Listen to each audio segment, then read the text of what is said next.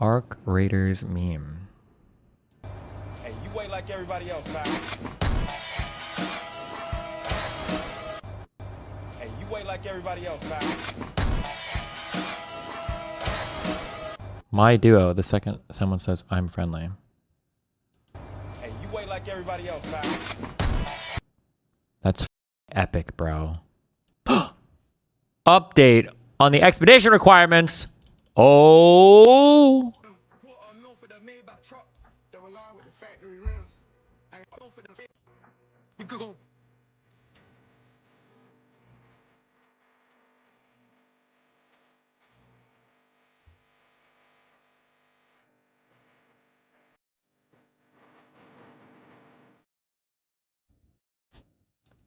Why would you have Jews in a safe?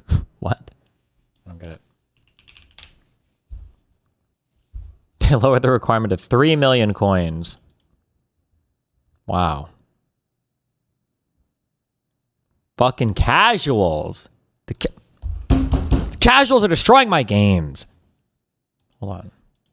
I don't know why my computer reset earlier. Now I don't know if it was my power supply or if it was the computer. I heard a... But I don't actually know if anything turned off. I'm getting paranoid. Could it be my power supply? Amazon said they delivered this package yesterday, but I didn't get a thing for it. Track package. It says it was delivered. No picture. I started watching House and it's crazy how much he stole his flow. They copied me, okay? Bruh, these delivery guys aren't even trying. They're supposed to, if they drop it off in the package room, they're supposed to take a picture of your package to show you that they dropped it off. What am I supposed to get from this? I guess one of them is mine. Thanks, Chief. Thank you. Thank you. That's not even for my power supply. That's for something else. I have to go down at 3 o'clock to ask the package people where the fuck my shit is. Okay. For raiders who could not amass enough coins during the first expedition, we're introducing a skill point catch-up system. The catch-up skill points will be heavily discounted, making the total coins needed to reach max skill points less for each expedition. Wait, what? I feel like the catch-up one should be even more expensive, no? Casuals were crying? Okay, not to be an asshole, but like, I'm more sympathetic to the casual experience than most. At least streamer or people that play a lot. Why would casuals care that much? Like 5 skill points probably isn't even making that big of a difference, no?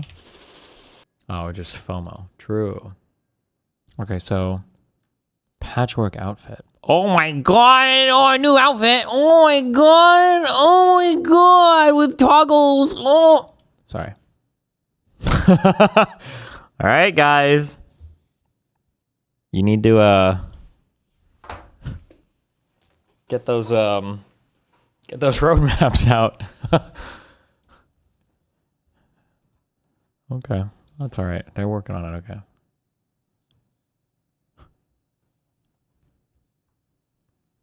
If you wanted to make a second account for a game, you would just need like a whole new Steam account, huh? We hope you all enjoy the journey.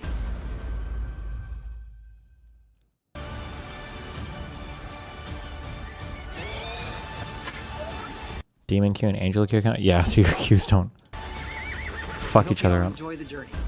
Oh my god, was that Todd?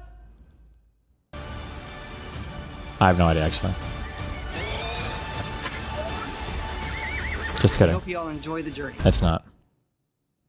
All right. We have memes. Judge, please be seated. Would you please call the cases? Law clerk, we are here on 5 different matters. Case number 1, Segunda APG v. Pam Bondi, etc. et al. Hold on.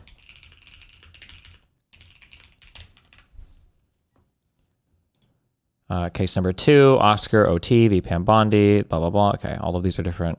I'm guessing these are immigrant-related cases or whatever. All right. Could I have the parties first note their appearances, starting with the government? Miss Lee, Good morning, Your Honor, Julie Lee, and with me, Miss Anna Voss for the government. All right, good afternoon. You may be seated. And then for any petitioners, if you would state your name and which matter you're here on. Good morning, Your Honor. Kira Kelly here on behalf of Oscar and Juan. All right, good afternoon. Good afternoon, Irina Vaynerman from Groundwork Legal for Oscar OT. Good afternoon, you may be seated. The hearing this afternoon concerns compliance with court orders, not policy, just compliance, nothing else. I've had so many issues with non-compliance in just this past week that I called for this hearing. Today's focus is just on those that were attached to Ms. Lee. So what I intend to do at this hearing is first to make some general remarks to set the table. Next, I want to respond to the submissions I received from Ms. Voss and Ms. Lee within the last couple of hours. Then, third, I do want to hear from Ms. Lee, is it Ms. Lee? On each of the 5 matters, the cases, to help me to understand why the non-compliance and why it takes so many different communications and follow-ups from the court seeking compliance. It's pronounced lay. Gotcha. Okay. And then last, context. What is this? You just started reading Tectone? So close your eyes, listen to what I'm saying, okay, and follow along. I believe in you. I believe that you can watch a movie with like a cold open or whatever, and you don't have to instantly open the wiki and get I think you can do it. I think you can figure it out, okay? Close your eyes. We're just reading along. Take a deep fucking breath. I know you can do it. I believe in you, okay? Jesus.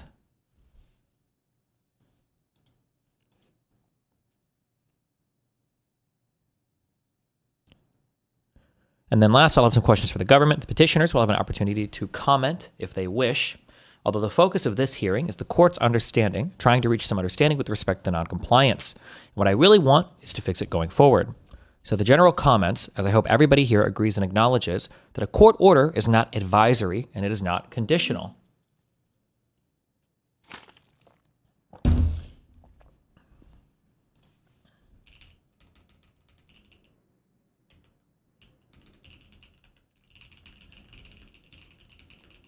I just got triggered fucking reading that in chat because I know people who do that. Oh, I hate it when people do that. Affadina. Maybe this person is a woman who always asks, who is this? The second a new character appears on screen. Just reading that just triggered me. Just reading it triggered me. Who is that? I don't fucking know. I'm watching the same shit you are. How the fuck would I know that? True.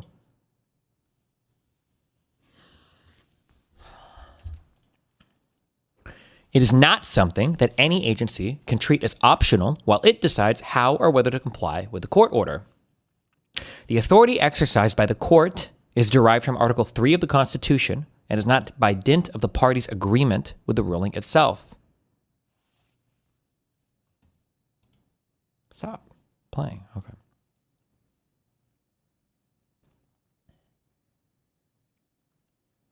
That authority under Article 3 only has meaning if the court orders are obeyed, adhered to promptly, fully, and in good faith.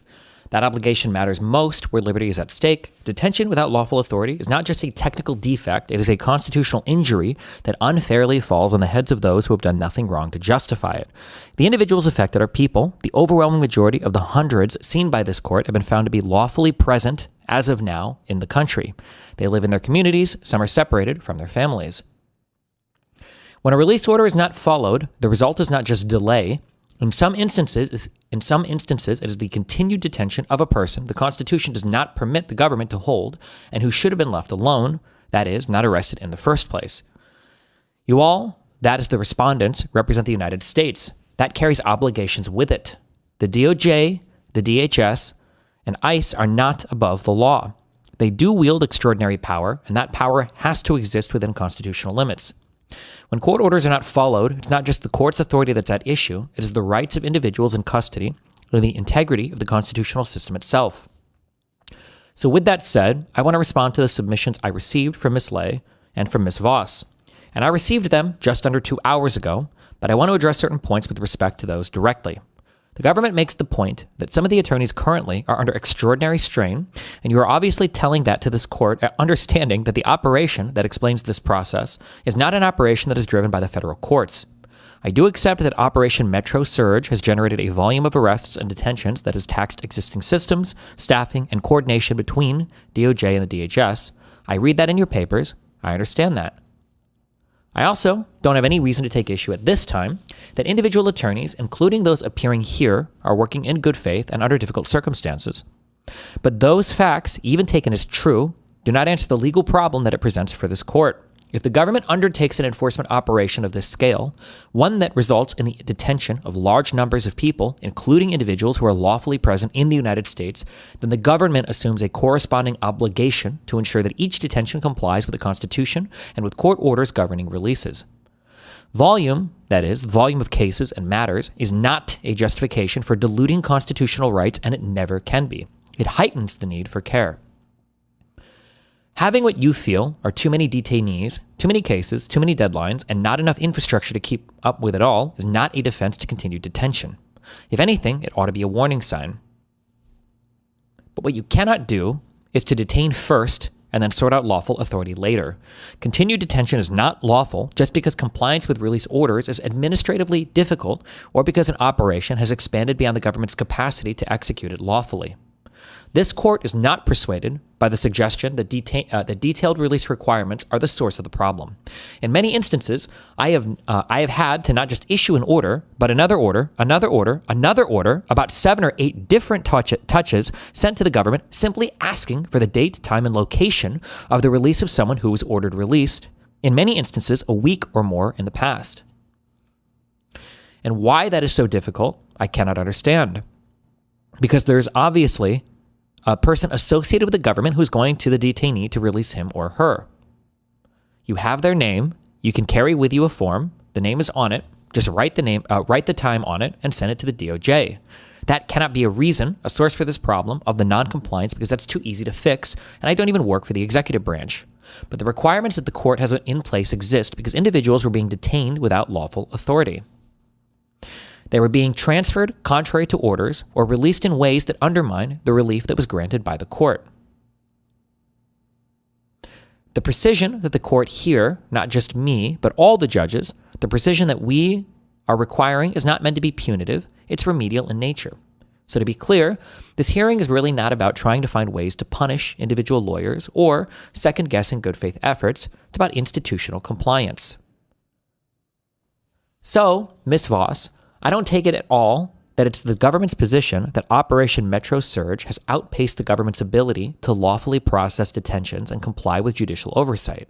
That's not the government's position, is it? No, certainly not, Your Honor. Right.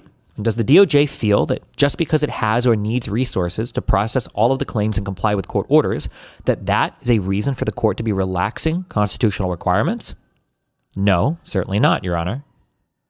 So I do take compliance seriously, and as the government well knows, you may be seated, if you don't comply with the court's orders, you've essentially painted the court into a corner because what are we supposed to do? We're here to determine what the law is, and we're here to sort out whether the detentions were lawful or not and issue orders for releases if we find the detentions were not lawful and oversee that they get executed. And when that does not happen, well, then here we are. And in our case, the court has had hundreds of these at this point, and the court is busy too, and made all the more busy if on a given day we ask, within 48 hours, to be notified of the date, time, and location of the release of someone who's been ordered released, to receive nothing at the time that has been ordered, send a follow-up and receive nothing, send another follow-up order, and then receive a response that doesn't answer all 3 things. You might get 1, you might get 2, and then you have to respond again, and in some instances, find that the person hasn't been released at all, as had been represented. And all this really means is that what should be a straightforward order, we've heard the arguments, we've found the detention to have not been lawful under the circumstances, person should be released, we find just repeatedly that that's not enough. It takes repeat after follow-up with the government, and we'll see some of those in just a moment when we go through the matters. So I'm going to stop there just by way of background and follow up on the responses I received from Ms. Lay and from Ms. Voss. And if you want to come up to the podium, Ms. Lay. Yes, Your Honor. I would like to walk through the 5 matters and get a better understanding of what the issue is and what we might expect going forward. So if we could start with Segundo 26603. Your Honor, may I approach? I would like to present some. You've approached already. Thank you. Documents handed to the court. So that's the first case, Your Honor, that I have in front of me here. and I tabbed it so it'd make it easy for you to kind of follow. I have the case material in front of me here as well, so you can proceed. So I received just to have some background, I was put on this special mission to help with the U.S. Attorney Office with all the habeas claims that they have received. They are overwhelmed and they need help, so I have to say, stupidly enough, to volunteer. I started with this agency on January the 5th. As of today, it's been more than 4 weeks. I just got my PIV card to the DOJ system yesterday. Where were you working before?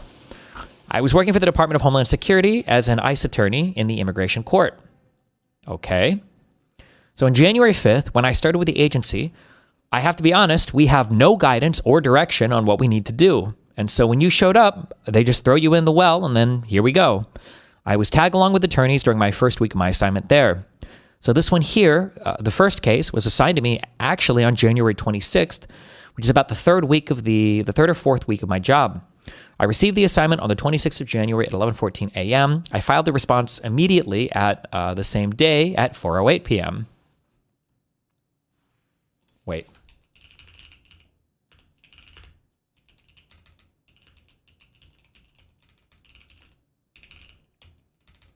Okay.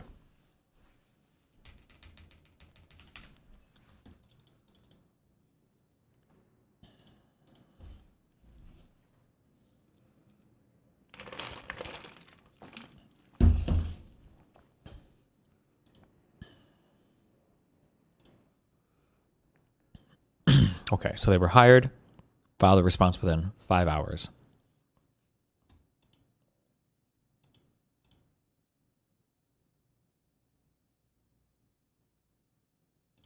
Okay.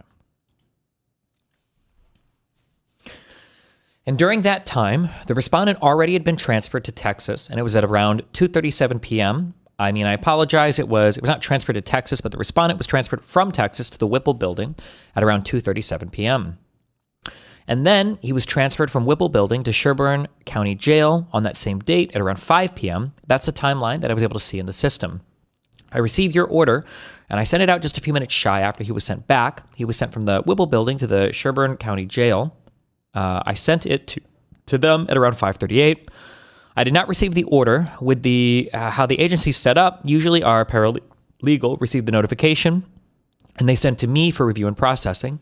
And with everything going on, I did not receive the order until it was too late. The next order that showed up in my email inbox, it was on January 30th. That's when you have an order for us to question about where about this party, where about the petitioner, right? I sent a follow-up, if I may. Yes. This began with an order that granted the habeas release and ordered immediate release on January 27th from this court. Quote, respondent shall immediately release petitioner from custody. Within 48 hours shall file an update on the status of petitioner's release, end quote.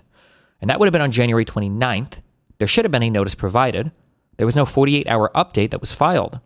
And then on the 30th, there was a text order from me ordering to file an update, reminding that there was an order to file an update within 48 hours, and then saying, file a letter by no later than 5 p.m. on the 31st, showing cause why there shouldn't be contempt held for violating the court's order. January 31st came. No letter was filed by 5 p.m. either. And then on February 1st of 2026, petitioner's counsel, not the government, petitioner's counsel filed a status report stating that the petitioner still had not been released, although immediate release was ordered on January 27th, and he was here in Minnesota. And then, February 2nd, there was an order to show cause from this court ordering respondents to immediately file an update regarding petitioner's release.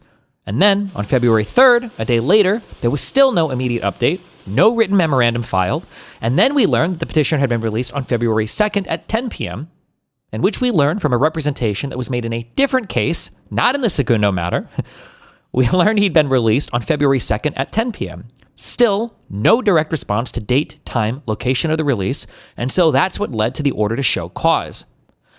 As a quick thing, unless there's a legal matter that I'm not understanding, and there might be, just because I don't know how all this shit works for the federal court system and everything. if you're not going to show, if you're not going to issue contempt orders, then nobody's going to fucking respect you. You have the most limited amount of power as a judge to do something to enforce these. If you're not going to issue contempt for anybody and you're just going to let them come all over your court over and over and over again, whether it's them coming or whether it's them getting fucked in the ass by their bosses at DHS and then coming and dropping that load off into your mouth, then no one's going to fucking do anything. I don't know, unless maybe there's some reason why they can't be more aggressive with these contempt orders, because I understand this attorney is obviously backed up or is obviously getting fucked because the government sucks at their job right now because the Trump admin has no idea what they're doing.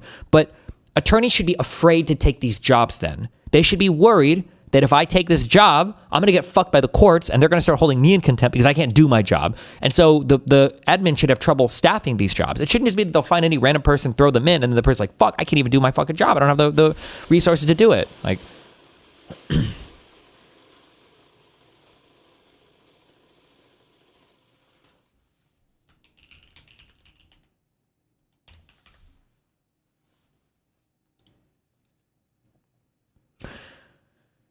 and I hear, the concerns that are raised by the DOJ with having to comply with the specificities that the court is asking for. But look how much trouble it takes in response to a simple inquiry to file an update on the status of petitioners released on January 27th. The court had to ferret out its own answer, in essence, days later on February 2nd. What can the court expect going forward? Because this is obviously not workable. And it's certainly not an example of complying with the court's order, unless you feel it is.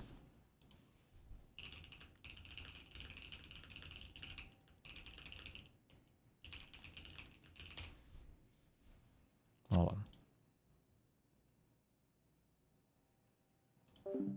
Why is Connor there? Uh-oh.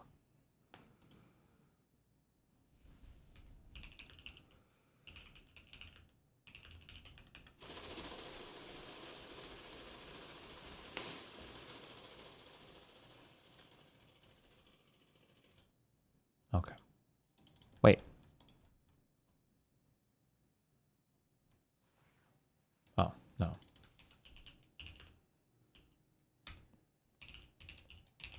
Wait, he didn't do it again, right?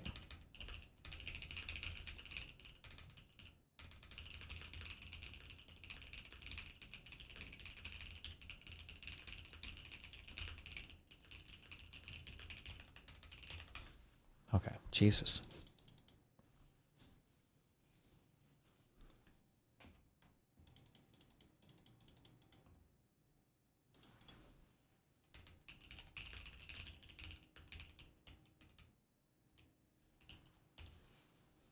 Okay, I'm back. No, I don't feel like that it is at all, Your Honor, and I'm trying my very best to help to come up with a system or, a procedure somehow so that we, the SAUSA people, SAUSA, something attorney USA? What does SAUSA mean?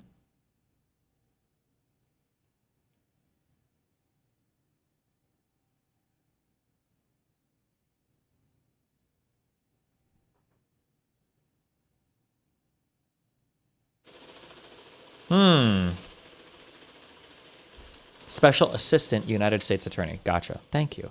Hermit, you're a god.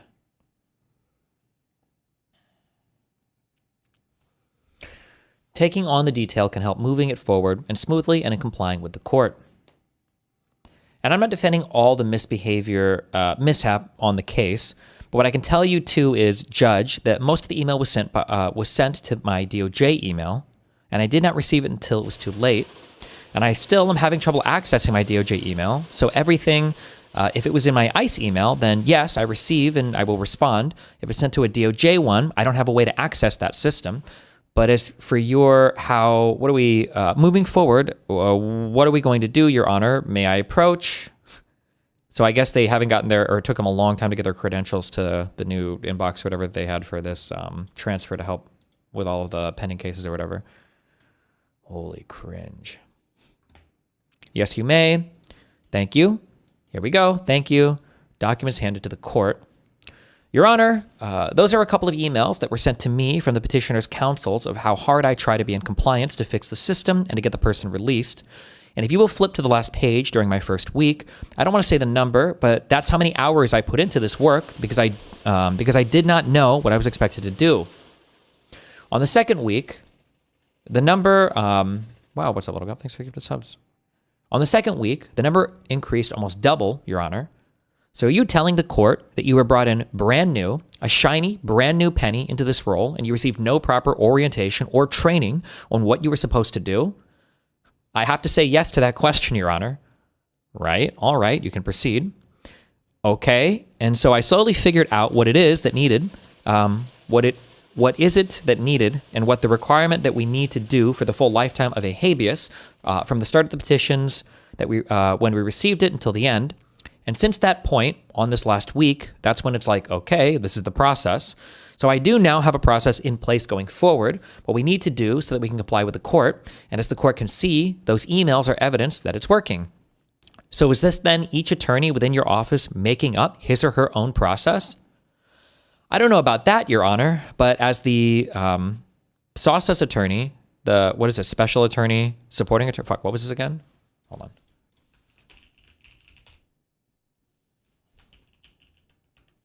Special Assistant United States Attorney. Okay.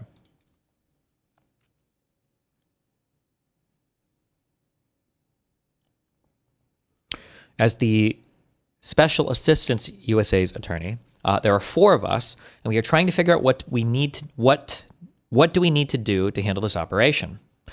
All right, let's proceed to the next case if we could.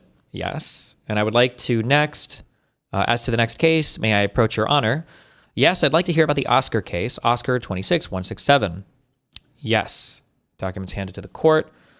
The judge says, I suppose by way of protocol, it would be proper to have shown what I'm receiving to the petitioner's counsel. So if you would, hand that to them.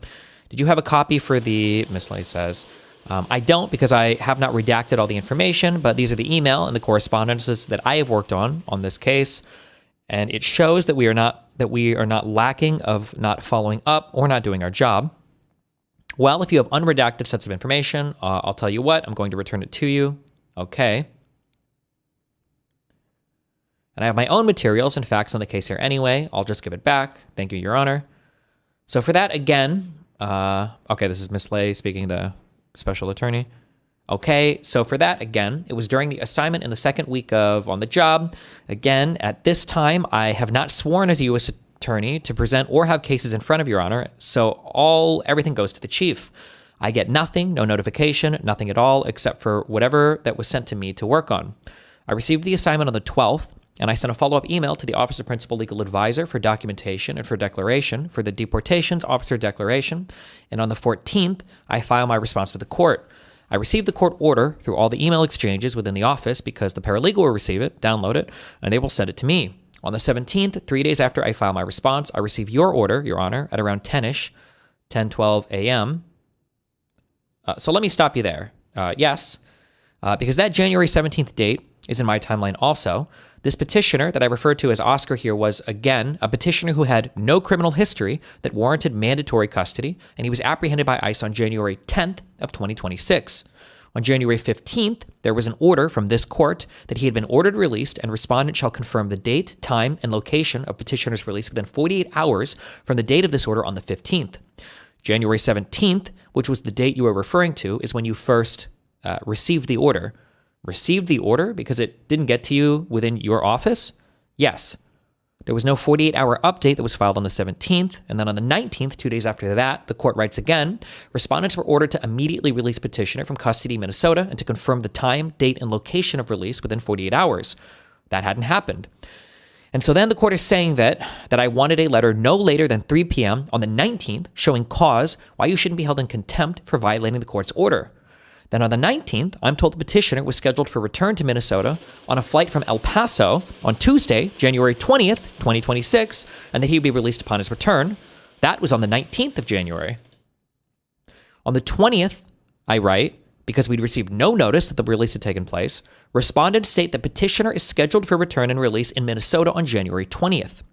Respondents must file an update by the end of the day on the 21st, is what I'd ask for, stating the status of the petitioner's release. Then we learn that on the 20th, when the release was supposed to have taken place, there was no release. Instead, we're told that counsel for ICE had represented to petitioner's counsel that the petitioner was currently on his route stop in Albuquerque, New Mexico, not El Paso, Texas, and is scheduled to arrive in St. Paul on Saturday, the 24th. And this is already then 9 days after this person has been ordered released and found to have been unlawfully detained in the first place. So 9 days later, he's still in custody, now being flown around from El Paso to Albuquerque, New Mexico. So the petitioner's counsel then files a motion for contempt because of the facts as I just stated them.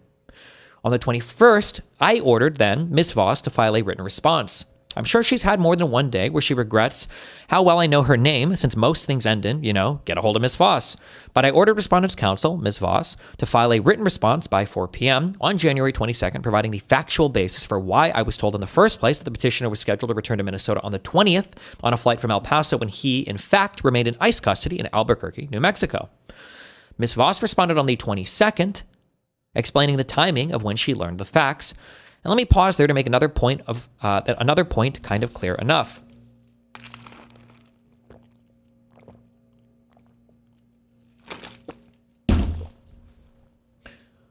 I wholeheartedly embrace the notion of a unitary executive, as in DHS, ICE, the DOJ, all a part of the executive branch.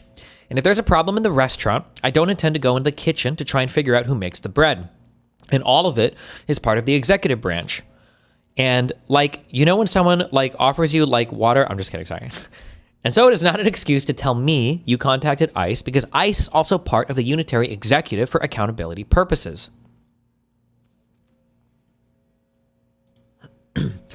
But in any event, on January 24th, there was no confirmation of release filed, stating that he had been released on the 24th either, 9 days later, and in fact, he wasn't even returned on the 24th.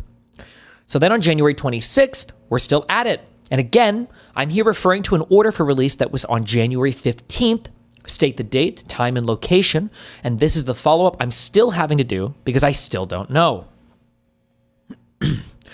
So then I hear from the government and order the government that the government on the 26th must file an update by 4 p.m. on the 27th of January, confirming the date, time, and location of petitioner's release. On the 27th, I hear from you, Ms. Lay, and, quote, I want to inform the court I've received confirmation regarding the petitioner's itinerary and confirm that petitioner will be transported back to Minnesota via a commercial flight today, end quote. However, due to safety concerns, you asked for an extension of time to provide an update on his release today prior to midnight.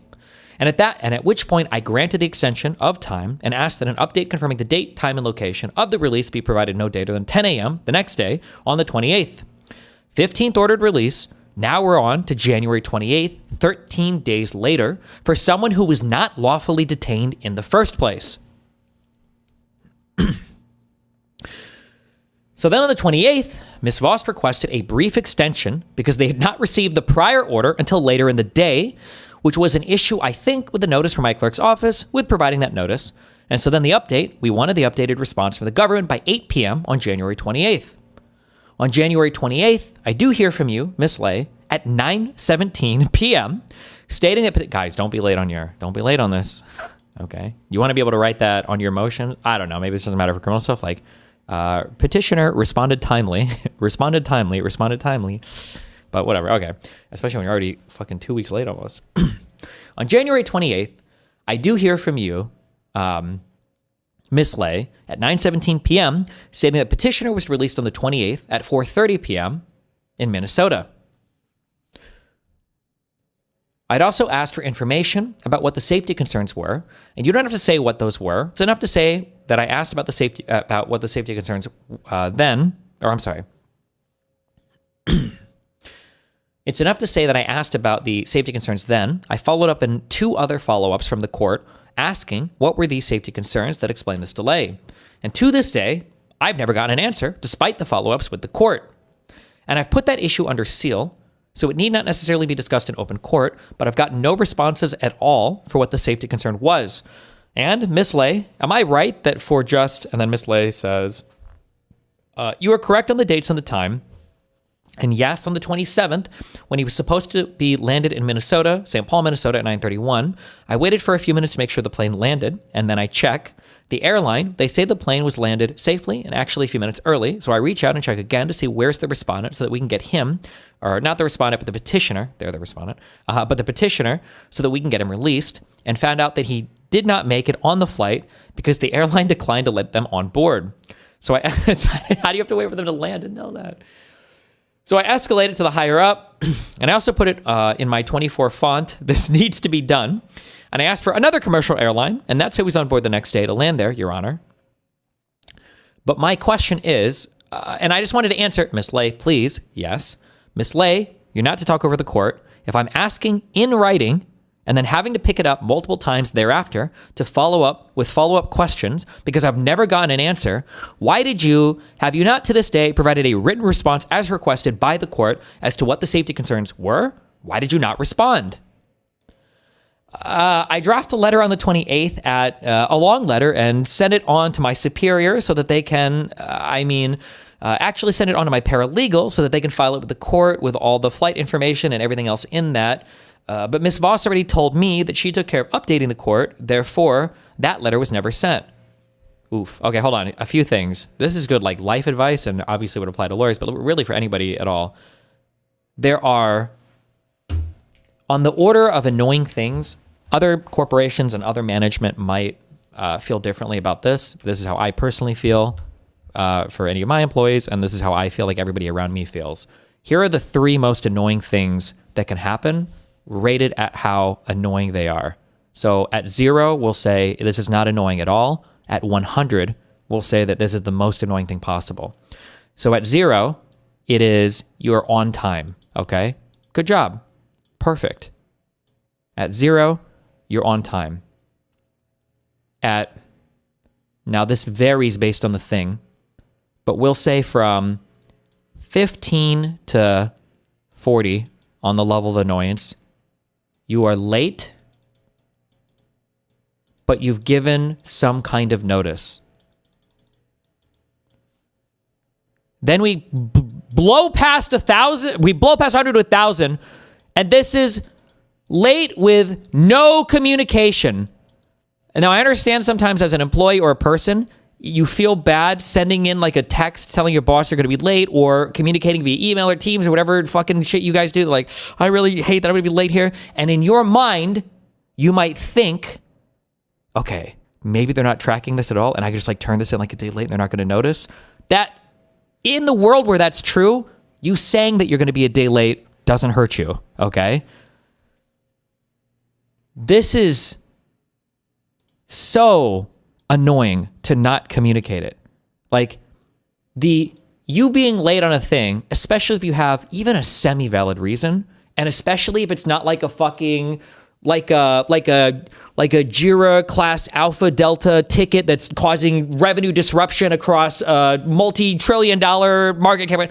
As long as it's not the worst thing in the world, just, hey, I'm running behind on this, I need 2 more days, or hey, I was going to show up here, I'm going to be 40 minutes late. Fine, we'll grab some fucking donuts, or if there's a meeting you're going to miss, we'll take notes for you or whatever, I guess. Okay, at least we know.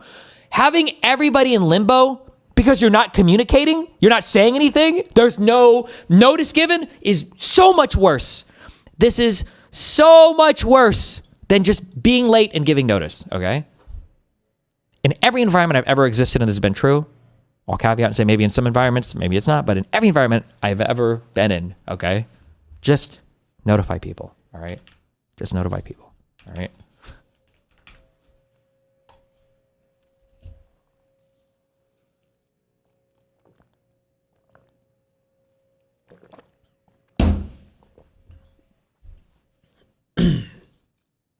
Also, there needs to be a clear point of contact or a clear line of communicate. No, you just have a single point of contact. This idea of like, well, I was going to send it to this person, but then I was going to send it to this person, but then they said they already took care of it.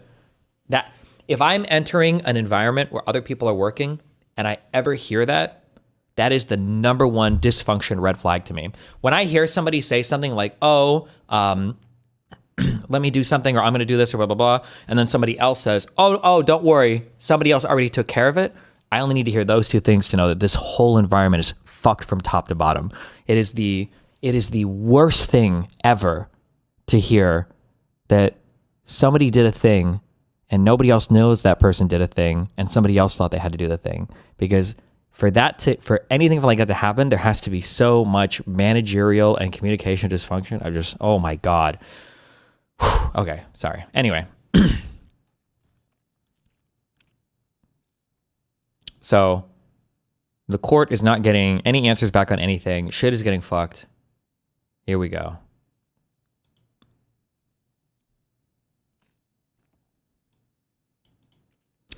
Okay, so this letter was never sent. Gameplay suit. Thank you for tier 4 summon, buddy. 3 months straight. All right. So that letter would have explained to me what the safety concern was. Well, the letter was including the flight information for each and every single departure. Oh, they're doing the debate tactics. The debate. Miss Lay, Your Honor, not Miss Lay, please, Miss Lay, please answer my fucking question. Did the letter explain to me what she didn't say fucking. Did the letter explain to me what the safety concern was, since that was my question? No, that's enough. Shut the fuck up. Thank you.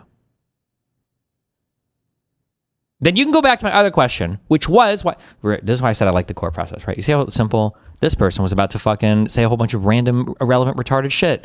They were about to say some random, stupid shit.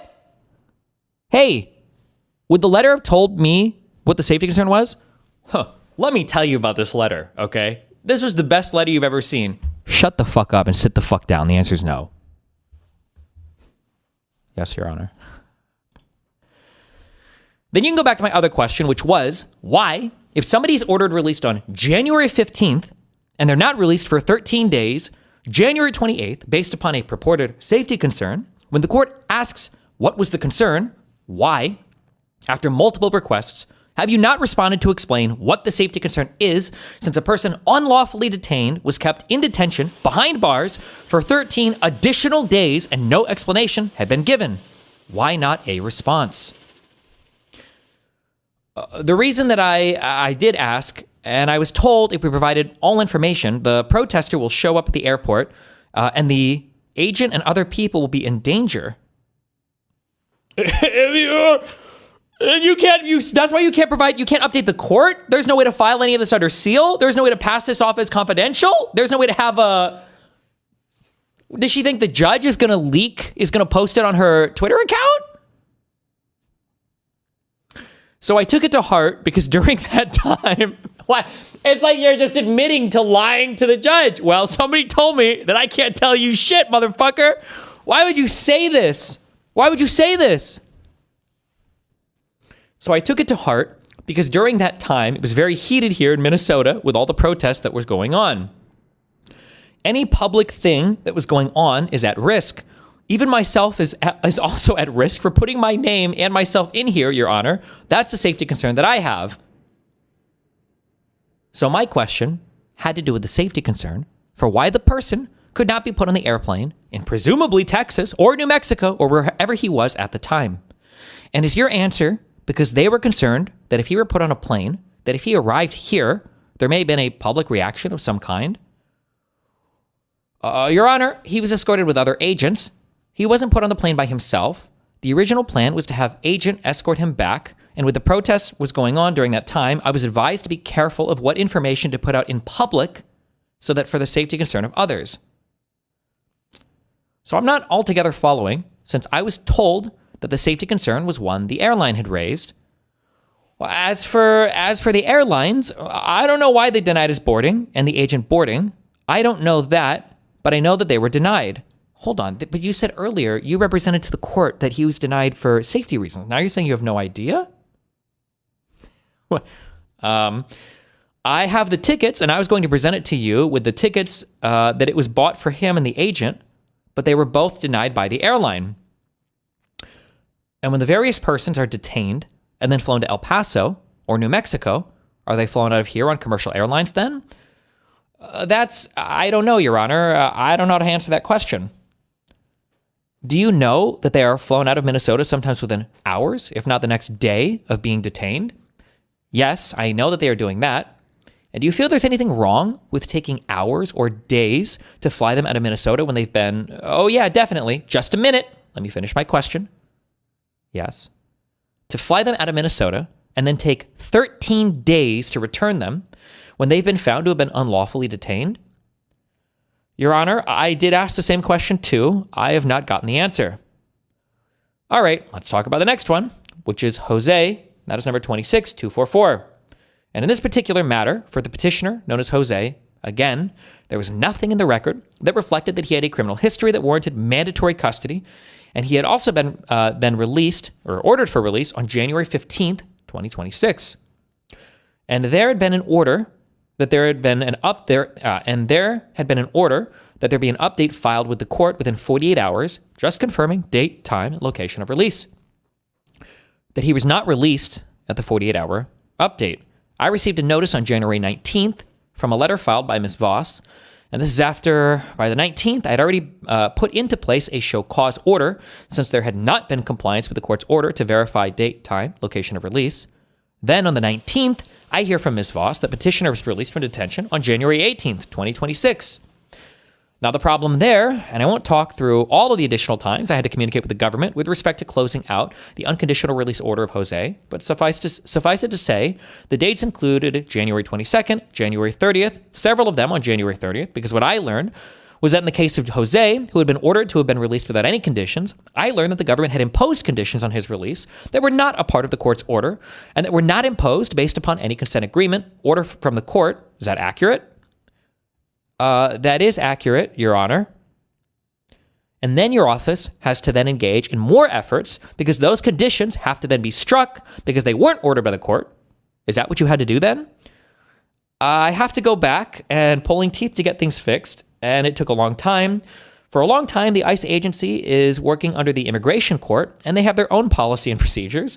To get my back home colleagues up to date that federal court is not the same as how immigration court operates, it took a long time, and many ordered a show cause to explain and let them know that, come on, if you guys don't fix it, I'm going to quit, and you're going to be dragging yourself into court. I have to say that too in front of that in order to get it fixed. Do they not know? So a show cause, Kafka, correct me if I'm wrong, but I believe that essentially a show cause is just the court ordered you to do a thing, and you seem to have not done the thing. Now, I could fine you, sanction you, or I could hold you in contempt, or fines and sanctions might be a result of being held in contempt. But I'm going to file a show cause, and what the show cause is it's going to give you an opportunity to explain to me why the fuck did you not do the thing that I told you to do, right? So maybe you're ordered to update the court by January 10th, and maybe on you don't do it, and then the court issues you a show cause before sanctioning you or fining you or holding you in contempt, right? And you say, hey, by the way, I got into a huge car accident yesterday. I couldn't contact anybody. I was in the hospital. Like, I'm so sorry. It won't happen again. Blah, blah, blah. Here it is. I've done everything I can, right? This is a show cause. Show me a reason why I should fuck you, okay? Give me a good reason not to fuck you. That's essentially what a show cause is. So she's complaining. Apparently, the good old boys back home think that their immigration courts are the same thing as real courts. They're not. She's having to explain to them, guys, we have like the real courts that we still have to talk to. I know that's irritating you guys, but we still have to deal with the real courts, okay? I did put in my resignation from the job too, but they couldn't find a replacement. So I gave them a specific time and to get it done. If they don't, then by all means, I'm going to walk out. And before I walk out, I was able to release another individual, a juvenile, that kind of like a step, like a barrier, like, wait, Julie, stop. You need to go back and get more people out. That's why I'm still here. I'm here just trying to make sure that the agency understands how important it is to comply with all the court orders, which they have not done in the past or currently. I am here as a bridge and as a liaison between the ones that are in jail, because if I walk out, sometimes I wish you would just hold me in contempt, Your Honor, so that I can have a full 24 hours of sleep. What the fuck? I work days and night just because people are still in there. And yes, procedure in place right now sucks. I'm trying to fix it. As you can see, the email that I sent to you, it has been improving, a great improvement. And last night, I had to stay up until 2:35 a.m. just to get these documents ready for you. I had to stay up until, I'm not trying to throw big attorneys under the bus, my understanding is like when you're a big attorney for civil or criminal stuff or whatever, usually you have like associates and junior attorneys and stuff that are working under you to like kind of get the busy work together. Like it's still your responsibility to understand the material well enough to present it to the judge, and you might have like a personal hand in really big matters. But like I feel like if you're at a case where where your lead counsels on things are like staying awake until 3 a.m. to get paperwork ready, shit is fucked. Your shit is mega fucked. Jesus Christ. Then again, I don't know the graveyard that is the DOJ. I don't even know how many people are still staffed there anymore, but yikes. Have you covered why immigration courts are so different? It is just the volume of cases or the lesser nature of crimes. So I didn't fully understand this even until we watched this video yesterday, and I had to dig in more to this because this just sounds retarded to me.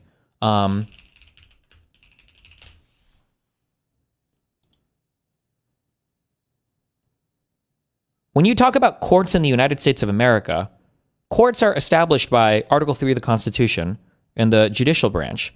Immigration courts are Article 2 courts, which are not real things. I don't even know why these are called courts. I don't understand this. I would have to do significantly more reading because this sounds insanely fucking retarded to me. But there are Article 2 courts. The reason why, in my opinion, the reason why this is retarded is because in a court hearing, for a layman, we all kind of see, or maybe a lot of people do. I don't know how many people still do. I've been so into all this law shit or whatever now.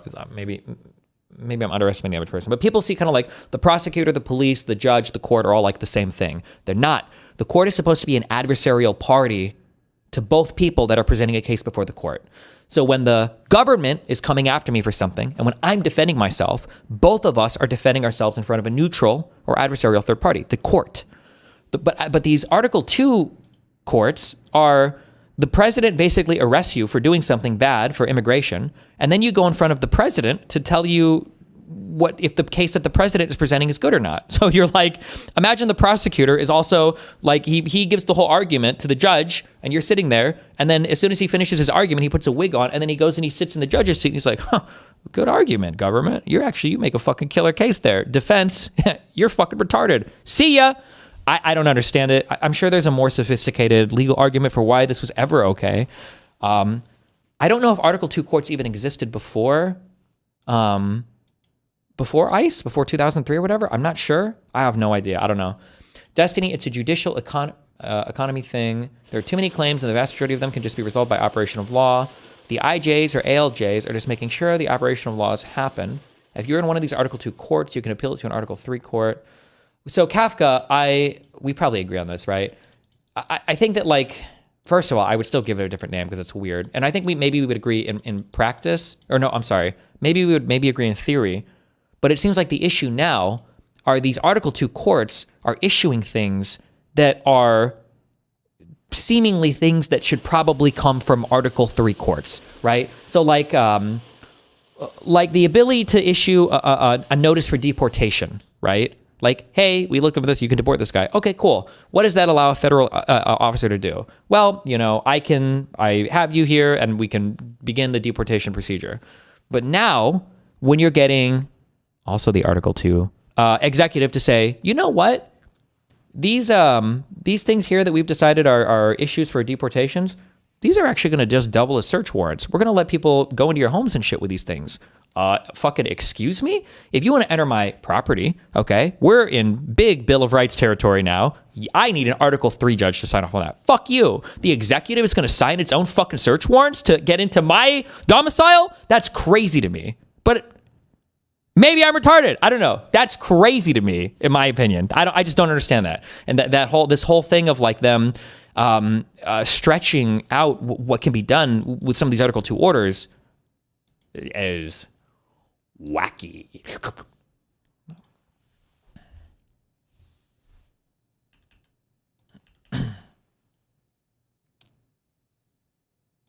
I'm almost done. I'll be with Connor in a second. Hold on.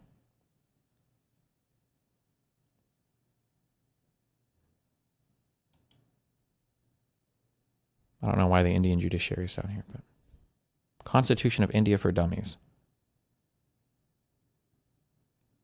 Oh, I'm on the Indian. Oh, I was just pointing at this to see is it the same? Is in the Constitution, is Article 2 executive and Article 3 judicial? Because if so, what a happy coincidence. Oh, it is. Based! All right.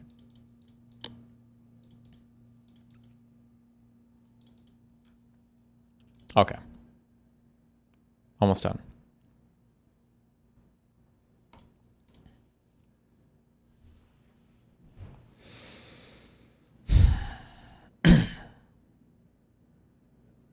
And last night, I had to stay up until 2:35 a.m. just to get this document ready for you.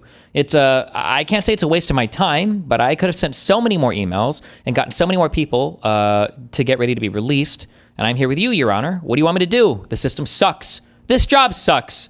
And I'm trying every breath that I have so that I can get you what you need. This is like some fucking litigant pro se shit. This is like a guy who's like, I wanted to represent myself, now I'm fucked. This is a federal court, and this is a U.S. prosecutor who's just like fucking rage posting in the well. I hate what was it?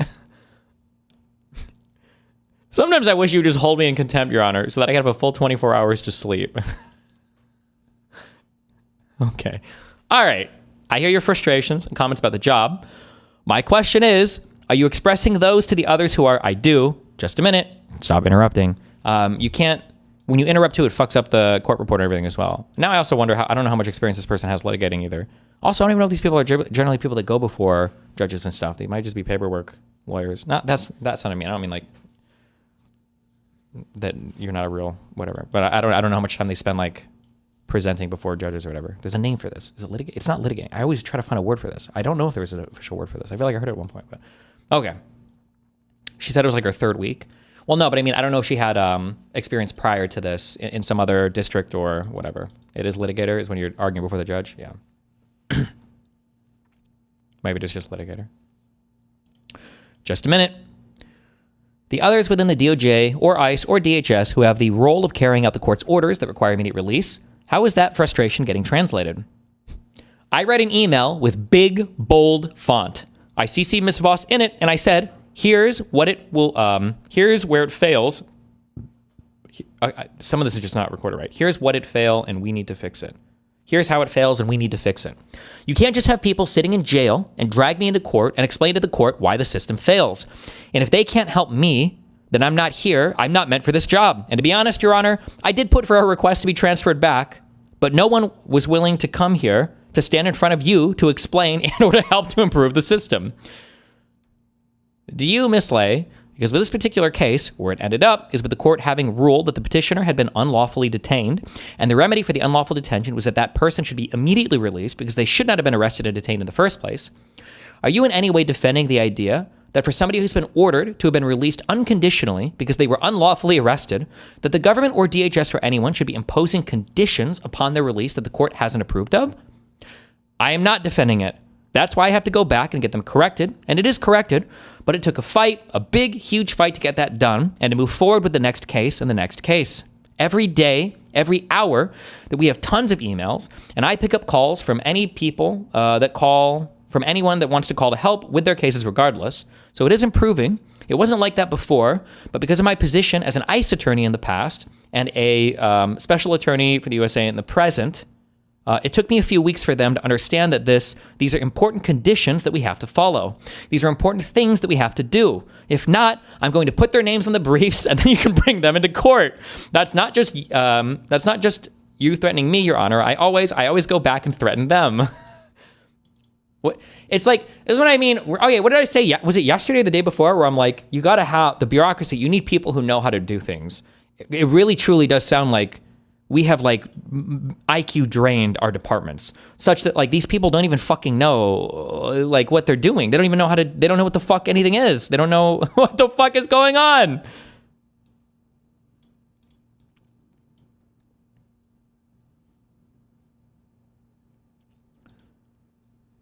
Destiny, this has happened. The institutional knowledge is gone. Yeah, so like 10 years ago when we were reading articles about how, fuck, dude, what was it like?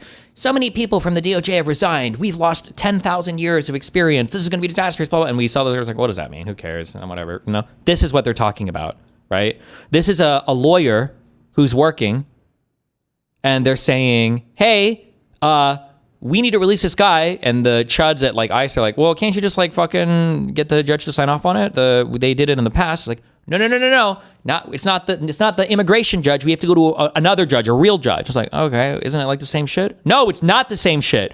We need to release these people or give a really good reason why we haven't. And it's like, all right, we'll get back in like 4 days on that. It's like, they were supposed to be released yesterday, unconditionally. And it's like, okay, well, we finally got them out.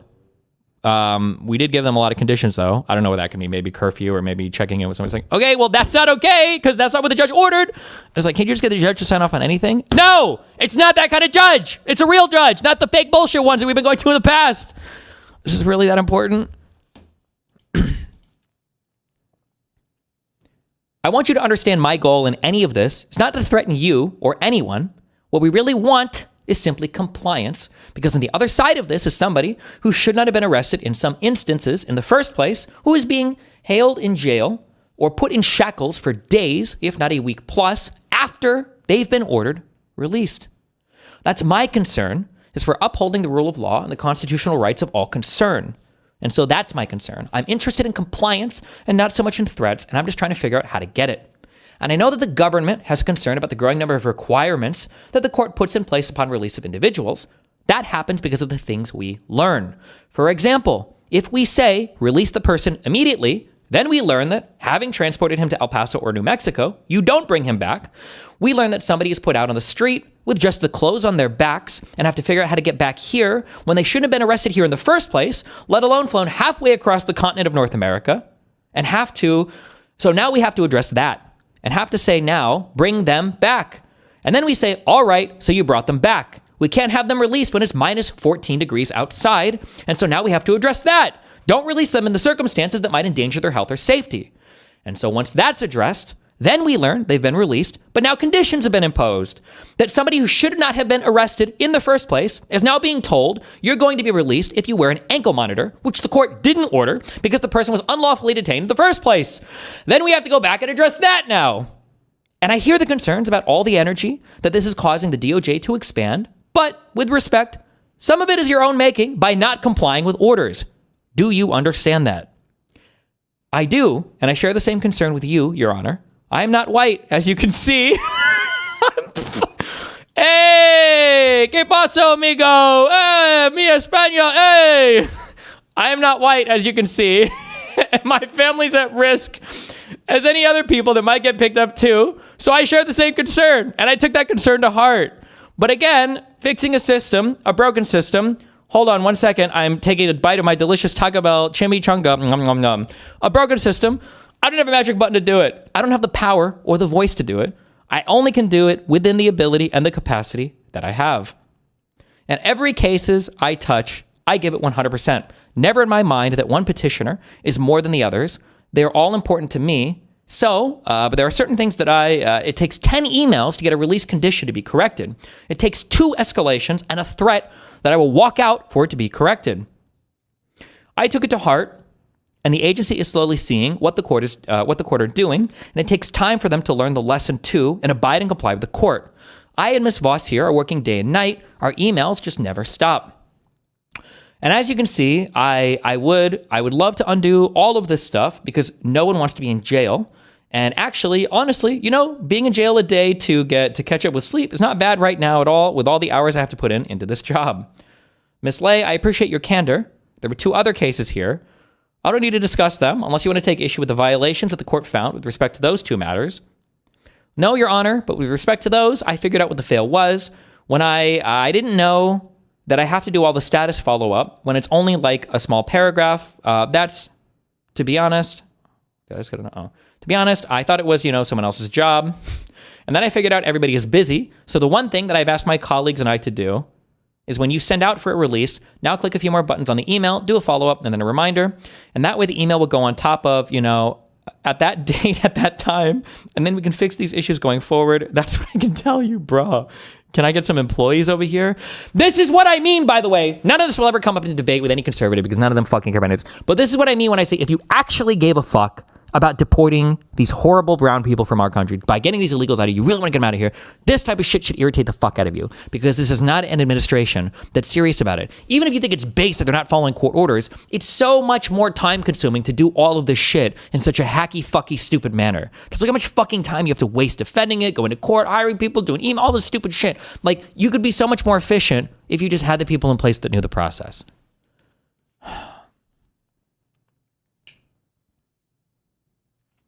Doesn't the administration prefer this incompetency and friction? It seems like courts lose legitimacy. No, they don't want this. They're stupid. They're legitimately stupid on some things. They don't know how to do their shit, right? Like, these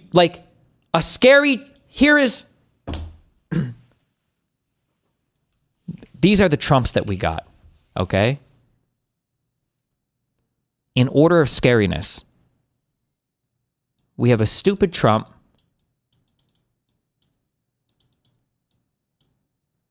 with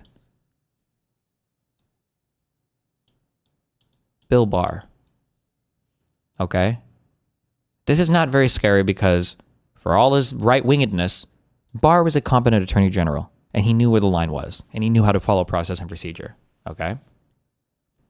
We have something more scary than that now, and it's a stupid Trump with Bondi. Bondi's an incompetent fucking retard, or at the very least, the political cum clout has destroyed her ability to run the Department of Justice. So now they're ineffectual. Trump has wills and desires. He could express them to Barr, and Barr wouldn't do them. He can express them to Bondi. Bondi can't do them. The worst case scenario would have actually been a smarter Trump with a Barr who would have gone to Barr and said, here's the fuck shit I want to do.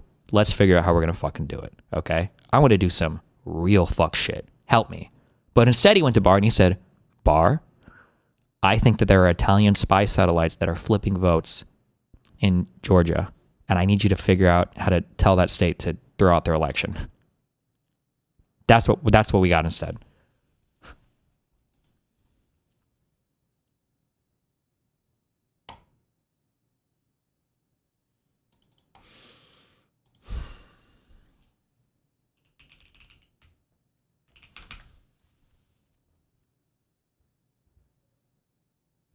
Okay. Did he actually say that about satellites? Yes.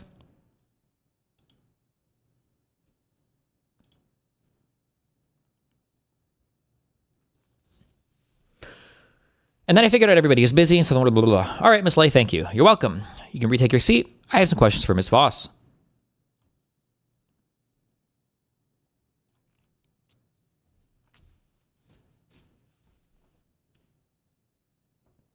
Your Honor, may I have that document that I gave you earlier back because it's not redacted? I think I gave them all back. I think we have them. All of them back? Okay, thank you. Okay, Miss Layer. All right, Miss Voss. Here we are again. When this court issues a release order, who is the person or office responsible for being sure that it's carried out? Damn, dude, this must be the worst. To have to defend like the incompetent as fuck government. Whew. When the government is your client and they're on some fuck shit and you're like, who's going to court today? Do you think they draw straws for this? Who's going to go and tell the judge why we've been late on the past 27 fucking emails? And it's not like on some, it's not on some remedial, it's not on some stupid shit. It's not like they were late, like, you know, did we cross our T or dot our I? It's like releasing a guy from prison who never should have been in prison and is now halfway across the country. Like, it's on some real shit, on like some of the worst shit you can do. Your Honor, I take very much to heart your comments earlier. You're right. It is the executive branch, the entirety of it. DOJ has a role in that. DHS has a role in that. And it's both. Okay, I don't know why she's bringing DOJ here, but well, so, or no, that was right. I'm retarded. I just mixed up judiciary with DOJ. I just read that as Department of Judges. I just had a fucking stroke. Sorry. Okay, DOJ has a role in that. DHS has a role in that, and it's both. Well, so within ICE, for example, is there a specific officer or unit, chain of command, that's accountable for execution of judicial release orders? Your Honor, obviously the agency is broken up into components, you're right, and some are council components and some are operational components. And I don't think either one of those is solely responsible. Both would have a role. but there is an operational person at the end. What is his answer? What is this? I feel like I'm watching, is it Kazam? Fuck, what's the name of the one guy? Where it's like, so what are the blockers you have on this project? Well, so me and the team, we went back and we analyzed the problem, and we're on a much better track now. We're definitely on track to, this product's gonna be delivered in definitely a week. There were a couple blockers, we got them taken care of, and we're making great progress now. We're gonna come back, and it was like, what the fuck did you just fucking say to me? What did you even say? What was his answer? The agency's broken up into components. Some are for counsel, some are for execution, and there is a person at the end of the day who is in charge. Okay. All right. So with whom does the buck stop? Your Honor, I think it stops with leadership. Certainly in my division, it stops with me and the U.S. Attorney. And the U.S. Attorney is answering to, so I have gotten, for example, quite a few responses for why a person has not been released as ordered. And I get responses back from the DOJ advising me as to when you all reached out to ICE and either haven't gotten a response back yet, or this is all we got back by way of a response. And which then makes this some opaque sort of shield that I can't really see behind to figure out why the orders aren't being complied with. And the answer cannot be that we called ICE and then a shoulder shrug. Yes, I understand that. Certainly, Your Honor. I think the respondents in each of these are the agency heads. You've got, obviously General Bondi, Secretary Nome. I get, and not to rudely interrupt you, Ms. Voss, at least I don't mean to be rude about it, but what I'm trying to understand is what happens here locally.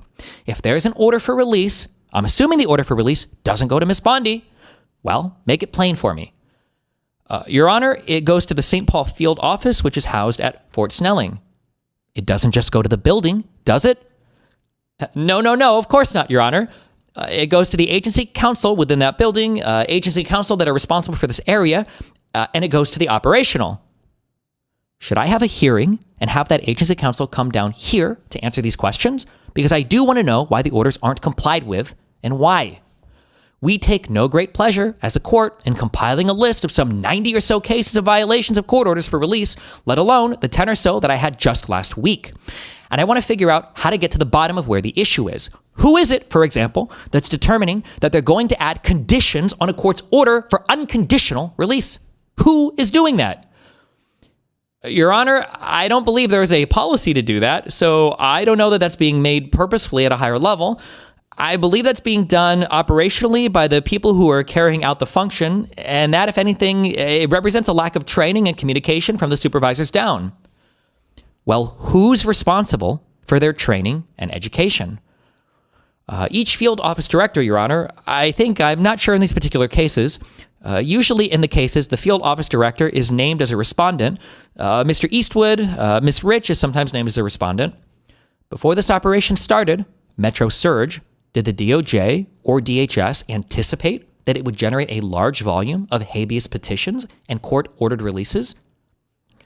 A habeas petition, I think, is basically just saying that, like, if you've arrested me, you need to read me my charges, or I need to get the fuck out of here. You can't hold me indefinitely without detention. It's a cornerstone of, I don't even want to say of liberal principles, of even in illiberal systems where people recognize the right to habeas corpus. You can't detain somebody without charges. In fact, it might be a right in everything ever. I don't even know if in a dictatorial thing, they usually just read you false. Even in North Korea, they'll make some shit up. Even in North Korea, they'll make some shit up to hold you, all right? Your Honor, I don't know the answer to that question.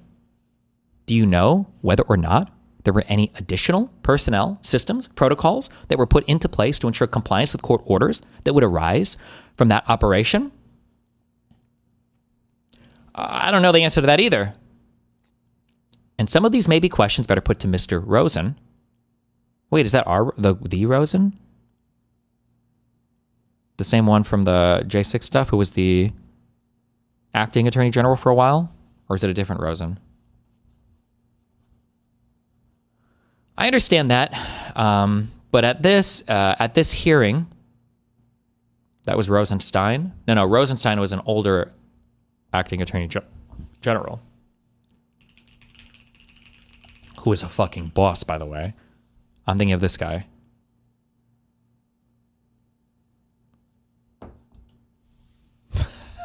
I'm sorry, I'll always love this. Chair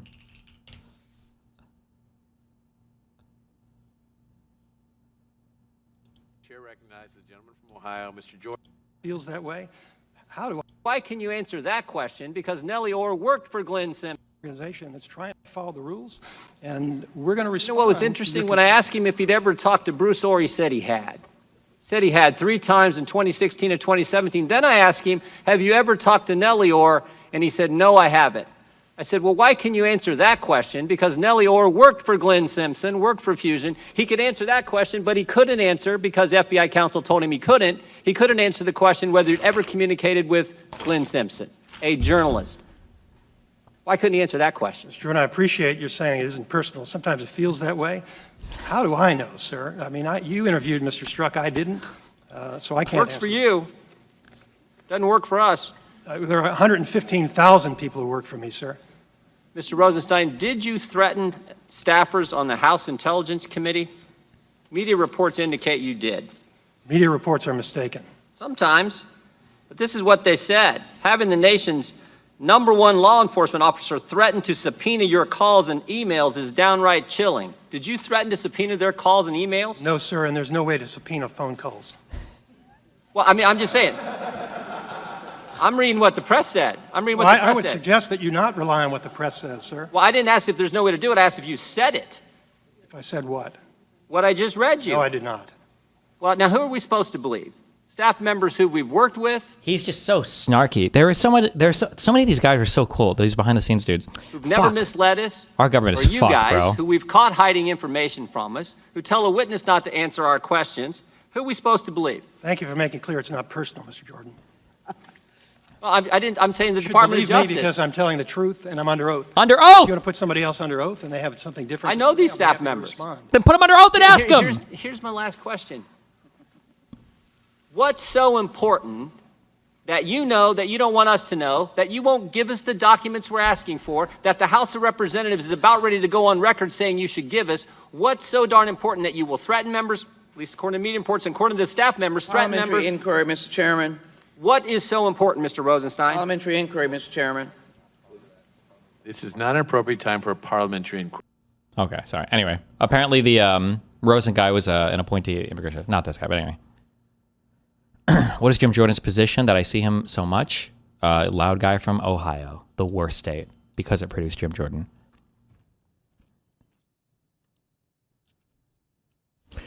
And some of these may be questions better put to Mr. Rosen. I understand that. But at this hearing, I'm just trying to get to the bottom of how the court cannot have to spend so much time in just getting its orders complied with.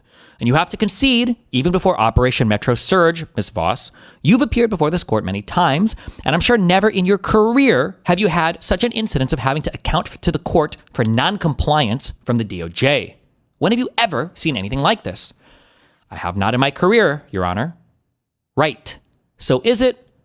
Well, I'll stop there. You can retake your seat, Ms. Voss. Thank you. For the petitioners, anything you wish to say or add at this proceeding? May I approach, Your Honor? You may. Can you identify yourself again for the record? Thank you, Your Honor. My name is Kira Kelly. Kira. I need the Death Note music. I represent petitioners Oscar and Juan in these cases. First, I'd just like to revisit your question earlier of whether the unitary executive's behavior in Operation Metro Surge has outpaced the system's capacity to ensure that the Constitution is being complied with. And this is abundantly clear that the answer is yes. We see from this hearing today and from the abundant cases before this court and the other judges in this district that attorneys they're not being credentialed or properly trained or supervised, nor officers or agents of respondents from supervisors on down, Mr. Eastwood on down. There are problems with supervision and training that have resulted in immense violence to our communities that we hear that is now pulling teeth for counsel of record to get her own client to fix these constitutional violations. It should not be pulling teeth to get compliance from the government with the Constitution. And a question I have for the court is the party making it impossible for counsel to comply? Are they acting in blatant disregard of court orders so much so that their counsel sees her own self as a bridge between the court and the party here? That this is unprecedented. We know that counsel for respondents don't have the power to get their clients under control. An email with bold font is not going to change the widespread systemic pattern of disregard for court orders and honestly for basic human rights in this situation. Detain first, find authority later. This is exactly their strategy, and we've seen this from all of our cases where there's no warrant, there's no probable cause. Most of my clients, they report that respondents, upon detaining them, have no idea who they are. They're pulled over for how they look, or for where they are, or for any number of things that don't amount to probable cause under the U.S. Constitution. And I would point, Your Honor, to 2 declarations in a recent filing, which if Your Honor would permit, I could file in a supplement on this case. The first is a petitioner. It's an affidavit written by my client, Oscar, that it was filed at docket 67. The Advocates for Human Rights et al., whatever, versus U.S. Department of Homeland Security, case number law. And Oscar's declaration is important for a few reasons. One, it articulates just his horrific experience throughout this proceeding, and it's easy for us to see court orders not being complied with and the emails back and forth on the computer. But his affidavit really just shows what it's like to experience that, and in ways that were personally, for me, just sickening to read as his attorney. That he was without food, he was without clean clothes, he was subject to physical danger, both through reckless driving of ICE agents transporting him from one location to another, watching people screaming in pain with medical neglect, being exposed to COVID, just the conditions of his confinement, eating food that he conflated with dog food, that people are just being treated like less than human. And all of this has happened while he had a court order for his release. And while all this is happening, ICE agents are telling him to self-deport because he's got no chance to get out of there other than through self-deportation. So he's being deprived of access. And this is all in his affidavit. If anybody self-deported while they were in ICE detention like this, that's fucking crazy. That's crazy. Myself and his immigration attorney, who's here in this courtroom today, were not able to talk to him. His immigration attorney in particular made diligent efforts to ensure compliance with the court order, and these are emails that are in Oscar's case. I think you've seen these. We're trying to get a hold of him. We're trying to get access to him. We're trying to bring him home. And meanwhile, he is sleeping on the floor, if he gets to sleep at all, and he's being lied to, denied access to phone calls to call his loved ones or his attorneys. I would encourage Your Honor to read this declaration, and I would defer to the court if you would like me to submit it formally in Oscar's own case. Again, this is a thing where, like, I don't know if maybe people have more family around them, or maybe you have, like, working spouses. I cannot imagine, if you're working poor, I can't imagine being jailed for 2 weeks. I feel like I would have to kill myself. It's a whole pay period of work. You better hope that wherever you parked your car, it's not fucking towed. Okay, fuck, hold on. I don't know if I'm over-indexing on my working experiences. The worst fucking shit that can ever happen to you as a poor person, the worst shit, it is the ultimate fucking curb stomp ever, is getting your car towed. Because if your car is towed, chances are it's already fucked, okay, because it broke down. So you're already somewhat fucked, number one, okay? Number two, bro, why the fuck? I don't know if it's just my experience or just Nebraska. Why the fuck is it? Do you know how much a tow costs? It'll be like $45. Do you know how much one night at the impound lot costs? Like $270. Why the fuck is it? I go to get my car out the next morning and they're like, oh, that's going to be $350. If I had $350 fucking dollars, do you think my shitty 95 Dodge Neon would be broken down on the side of 370 because my alternator doesn't fucking work? And I wasn't, okay, let me come back in a couple days, okay, and I'll see what I can do. Oh, okay. Well, if you come back in 2 days, just, it's going to be like $600. Well, fuck me in the ass. Just fuck me right here. Fuck me right now. Yes! Fuck me. And you better hope you don't have anything outstanding either. Because if you have any outstanding shit that needs to be paid, they won't release you until I have that too. And you need your car to survive. Bro, if I was a fucking type 1 diabetic and it was like, do you want your car or your glucose monitor? I'm ripping the Dexcom out of my body. I'm like, fucking, I need my car. I can't live. How are you supposed to survive without your vehicle? I don't know, bro. That shit is crazy to me. Having your car getting impounded when you're fucking financially fucked is like, it is the worst. I'd rather have a cop beat the shit out of me. Just fucking kill me. Just please fucking kill me. Oh my God. Sorry. Of all the fuck shit to experience, more than cracking a wheel, more than popping a tire, more than whatever bullshit, of all the more than getting a speeding ticket, of all the fuck shit, it is having your car impounded. Oh my God. Oh my God. Oh my God. I just don't know why it costs so much once it hits the impound lot. Whew. Well, or maybe going to jail would be worse. Well, this would be worse. I've never been to jail before. Not really. So going to jail for 2 weeks, I guess, maybe that would be worse. Damn, that's a whole ass pay period. Gone.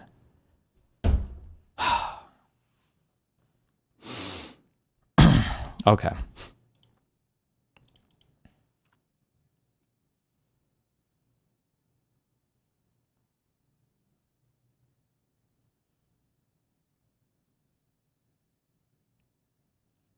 And the second declaration, also in the Advocates for Human Rights proceeding, docket number 29, was an affidavit that I filed, and that details my own efforts to work collaboratively with counsel, with respondents' counsel, I've been emailing and calling and trying to figure out how we can get these court orders complied with. There's an email in that docket 29 that I sent 8 days ago to ERO, to attorneys from the DOJ, the assistant U.S. attorneys, and attorneys representing ICE, Jim Stolley, still haven't received a response. I'm begging for a means of clear communication, and I'm flexible. I'm sharing my personal cell phone. I'm saying whatever I can do to work with you all to get my clients home, let me know. To work with you all to get my clients' belongings returned, let me know, and I receive no response. And I think just this question of the overwork of counsel here, and I know we're all working above and beyond and not sleeping as much as we need to be, so I appreciate everybody for putting their effort in, and I invite the court to think about the root cause of the problem, the root cause of our collective overwork here, and the strain on our system with these repeated constitutional violations. We shouldn't need a specific court order to ask the DOJ not to put somebody's life in danger. But I can't tell you how many clients I've had to go find who were left on the side of the road with no coat, no phone, no wallet, no hat. They're wearing Crocs or whatever they got pulled out of their house or their car while they were wearing, and it's 0 degrees outside. And we shouldn't need a court order saying, don't put someone's life in danger. But here we are, and we need court orders or orders to show cause, to show compliance with court orders that shouldn't have had to have been issued in the first place. I think this would be a different story if these habeas petitions were frivolous, but we're filing so many because there are just so many people being detained without any semblance of a lawful basis. And there's no indication here that any new systems or bolded emails or any instructions to ICE are going to fix any of this. Like we need judicial intervention, and it has to be more than just having counsel be the go-between here, because I think we can see that counsel are being put in a position where they're working 20 hours a week, 20 hours a day, and it's not enough. If our system cannot keep up with processing these petitions to have rights vindicated, then we need to see what here is outside of the control of these attorneys. Where does the root of the problem lie? And sanctions to the party are within your inherent authority and are appropriate to bring this situation, this egregious, widespread pattern. You've referenced the 96 court order violations and counting just in part of January. And we need this to be brought back into the court's control and into the Constitution's control. Thank you. Thank you. Any comment from? No, Your Honor. Okay, thank you. Anything further from the government? Not from me, Your Honor. Nothing, Your Honor.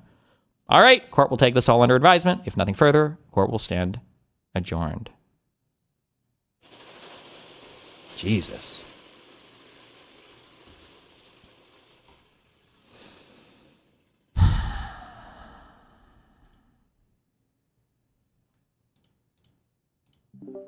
Ooh. Hello there. Damn. These people She was are... begging the judge to hold her in contempt. I mean, they have like an impossible job. Well, yeah, maybe they shouldn't be fucking doing it then. True. Like they should have time to figure it out before they just start fucking going in there. Yeah, although, man. I mean, I feel bad for her, but... It's annoying because, like... Hi, it's Wednesday, January 20... What is this? Abolish ICE, it's complicated. I'm getting YouTube lawyer archetype vibes from her, and I don't even know why. Have I seen her before? Is she okay, or... This is fascism based, and Congress won't save us. 50-50. Body cams won't protect us. Ooh. What to do when your president is unfit to lead? Okay. The new Trump world order? Oh, maybe.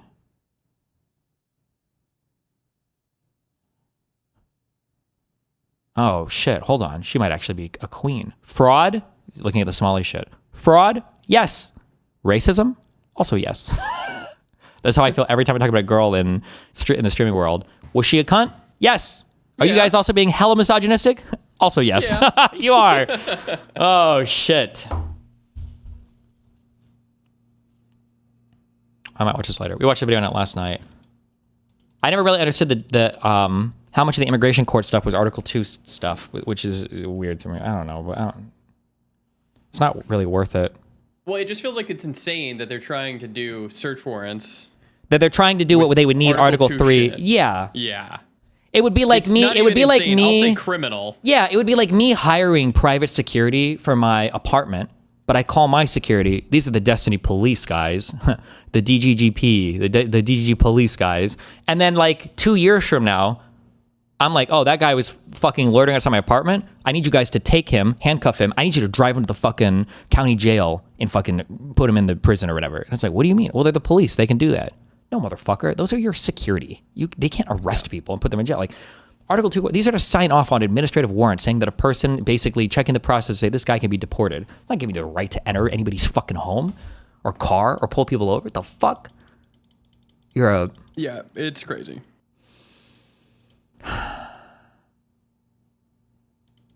That's not really the immigration court's fault, though. That's the ICE officers using the admin warrants. Well, but I'm not necessarily blaming the immigration court. I don't like the name. I don't like the names of it. I actually think it's important. I'm not normally like, I think a lot of the weird progressive, like people first language, like they're not a disabled person. They're a person with disabilities. I don't think any of that shit works. I don't think it matters. I do think in this case, I think it should be meaningful that you have different terms for things so that people know immediately what's going on. Like I said, I think that court, is it? It does. Like it resembles one. Like I think you can have hearings and everything, but it's all like it's just administrative stuff. It's not like a real like these are all nominated from within they come from the executive branch. Like it's not like a judge, you know. What's the talking point against the stupid ICE orders to get into people's homes? The talking point is just that it's illegal. You can't do it. It's not okay. You're not allowed.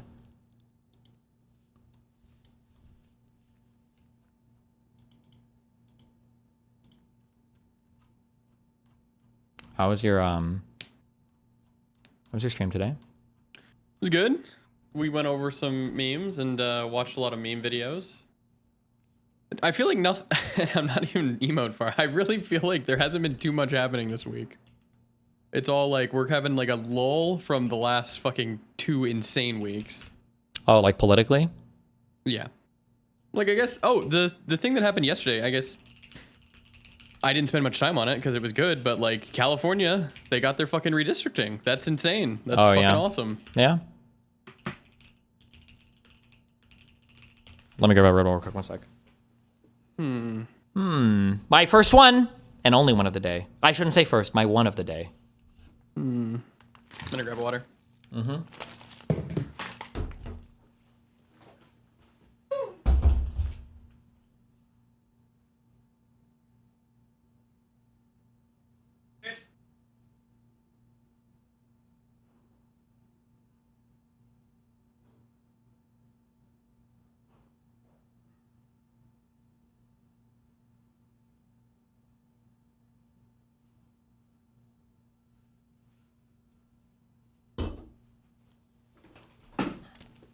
Fuck.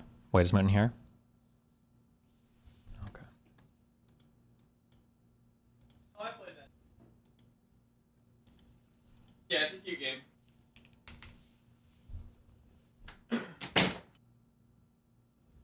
The last spell is an Omega update. Okay, maybe in the future. It started. What is this? Hold on.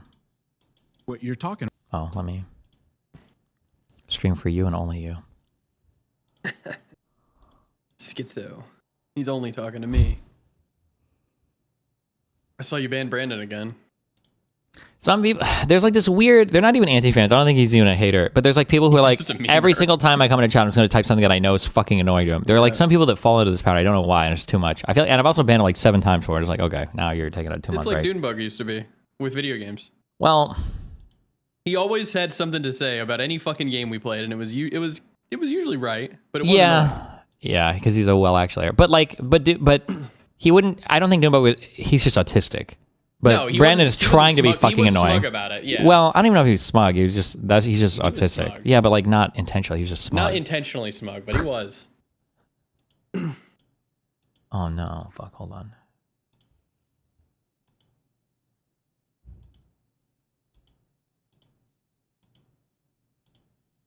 I think the Jubilee format is fucking dog shit. Well, what do you want? True. My computer reset this morning. Or I don't know if it was my computer or if it's that power supply. Oh, shit, I need to go down and get that. Wait, you can hear an Ella, right? What you're talking about, because Nope. Joe Biden Oh, wait, it's because I have to push one more button. There, now you can hear it. approved half the amount of debt. Yeah. Okay. That mean he registered Republican, he's going to win as a Republican. Who's voting for him then? Who's voting? Are you telling me a Democrat tricked you fucking I would actually... I do this a lot more now in debates. I've done this a lot in my last few ones too, where I'm like, I just want to hear you say this, okay? And I would say with her, okay. So tell me, this man tricked the entire Republican voting base for 10 years. Let me hear you say that, and I'll accept this. He's really Democrat? Okay. He tricked all of you guys for a decade. And you guys think you should vote in future elections too, right? He tricked all of you for a decade. So he did for the wrong reasons, though. Yeah. The reasons that they can't even come up with. Hold on. Yep. I'm trying to remember. Didn't Trump literally hand out stimulus checks? Yeah, he did. He was the first one. he did do. He literally did do the stimulus. They handed out stimulus checks. Those were the Trump checks. Yeah. He brings that up too. Okay.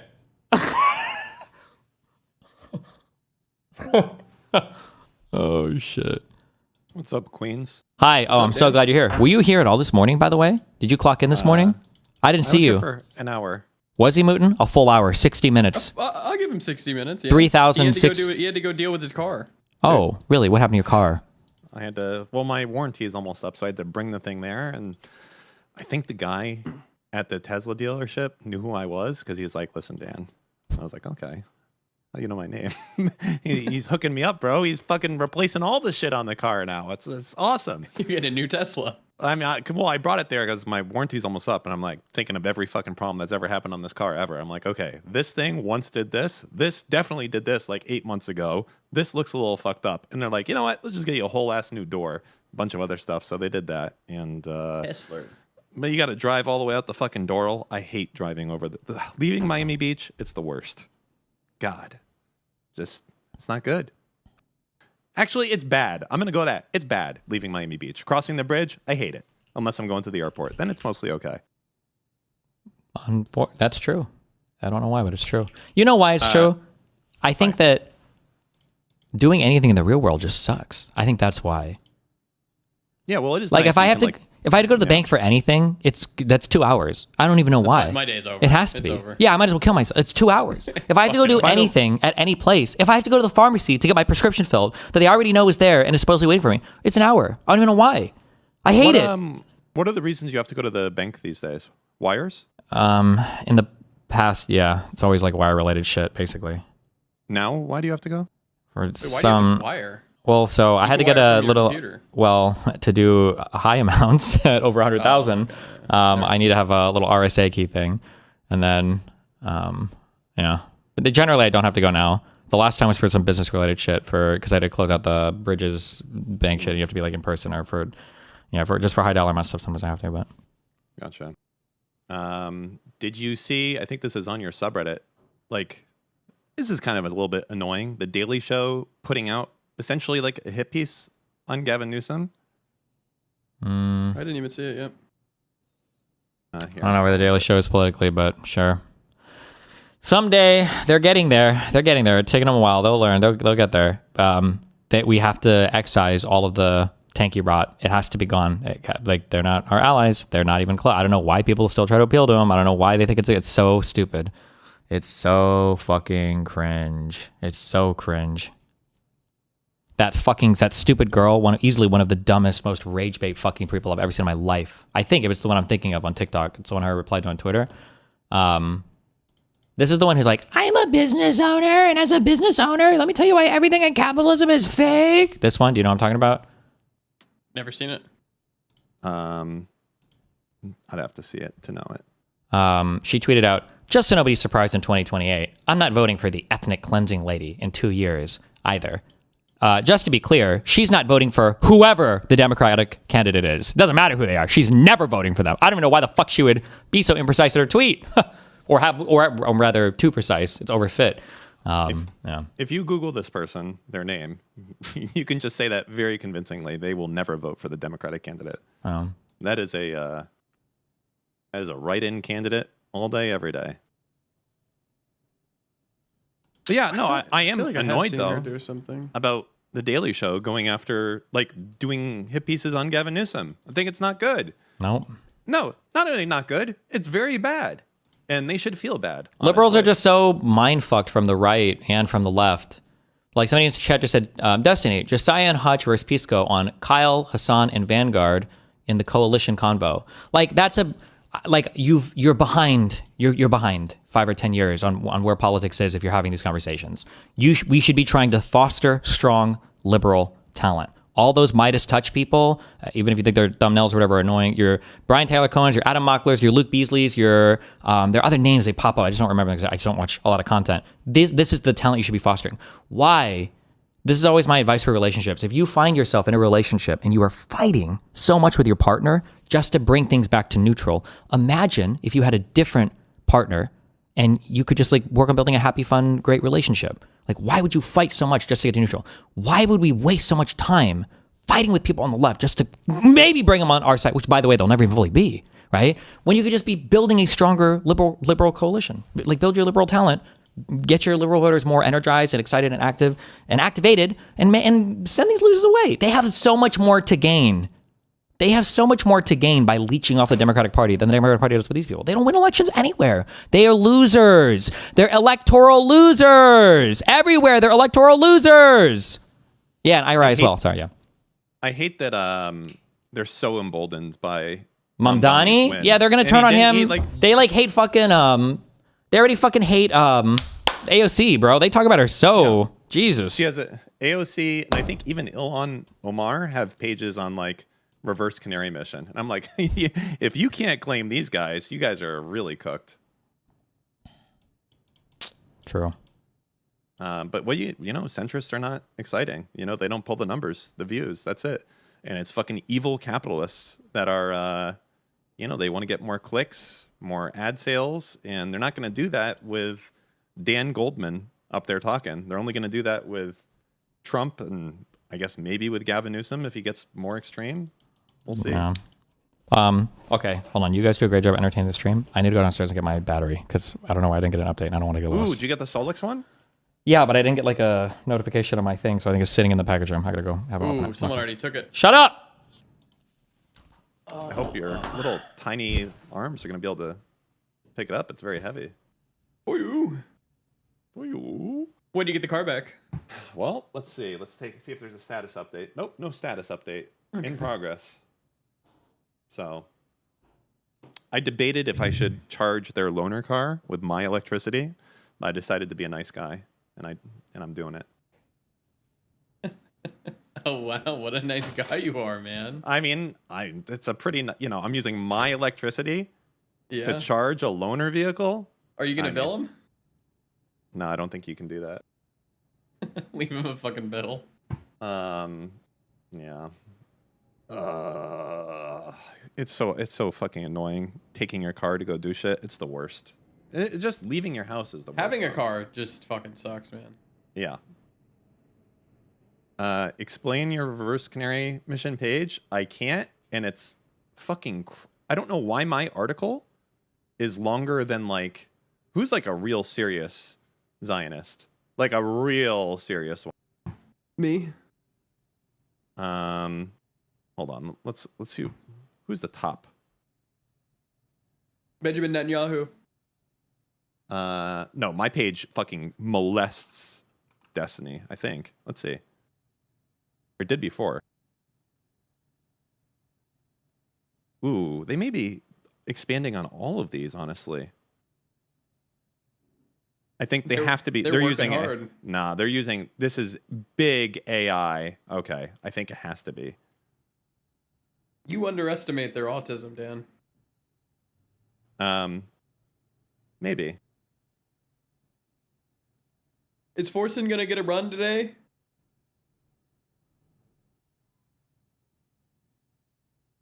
Dude, Trump's rant earlier for fucking an hour actually, at the prayer lunch or whatever. Cinema. Was it really? Oh, big time. He hit all the talking points, man. It was awesome.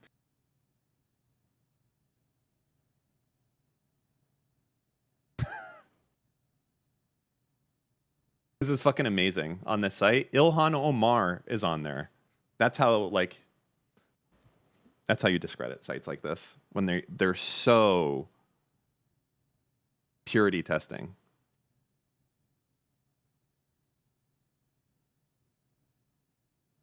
And my page is longer than hers. Get good. He told the fuck, who was it? It was El Salvador president who was there. He was like, and this guy, he only sends me his worst people. He wouldn't send me his best people. Isn't that right? You wouldn't admit it. It's something like that. That was awesome. That I fucking loved. I'm too depressed to even watch this fucking Gavin Newsom video because it does look exactly like a hit piece. I thought it was going to be like John talking about Newsom for 30 seconds, but this is a whole 7-minute video. No, it's just a hit piece too. Yeah.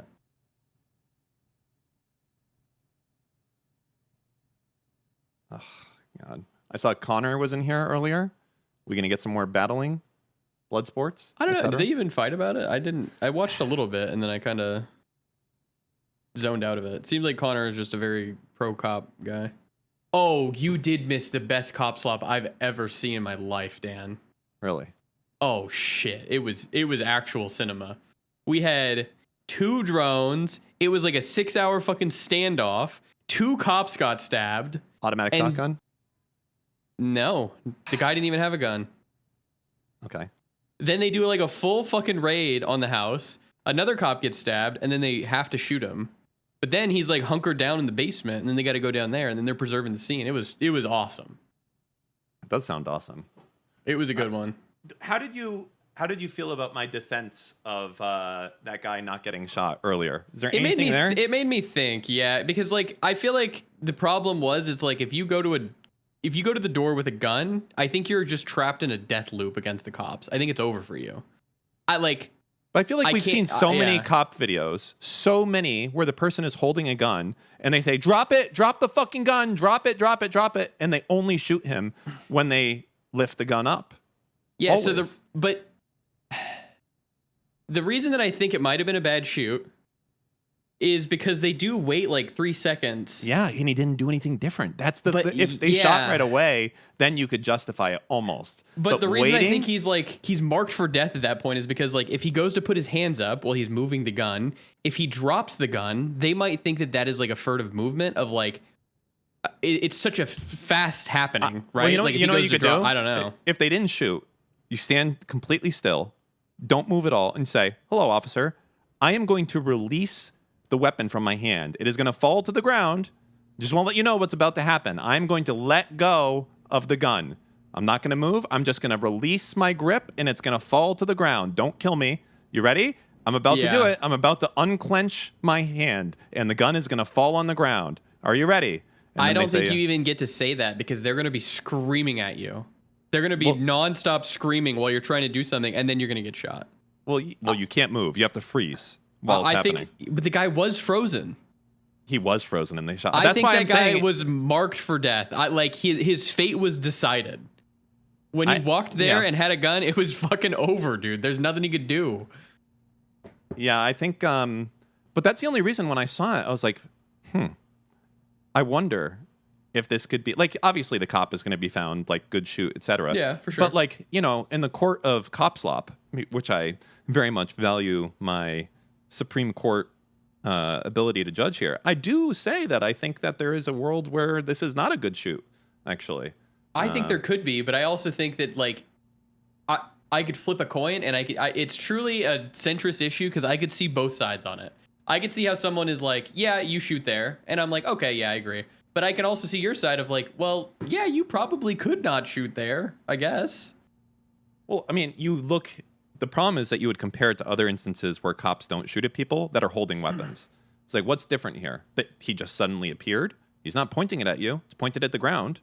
What is changing? What's different between this situation and another situation? I mean, what if they think he's the guy who they're after?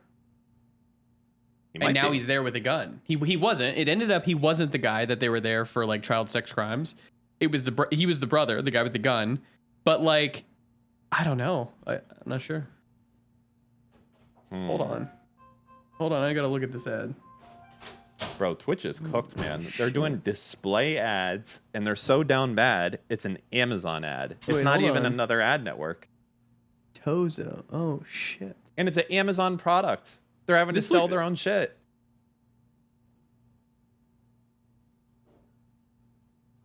Any day now. Twitch is done for.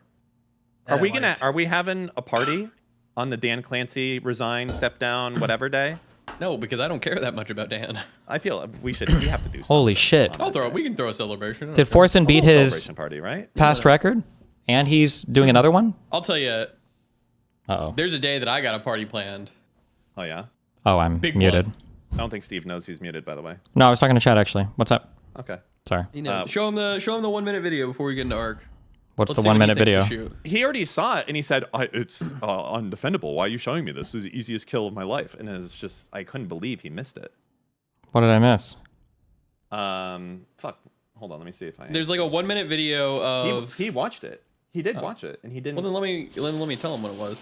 There's like a 1 minute video where these there, watch it cops again. go and raid like a house, and then the guy shows up with. Why a are you gun. telling? He just said I watched it 3 times. You're like, let me tell him what the video is. I saw the video.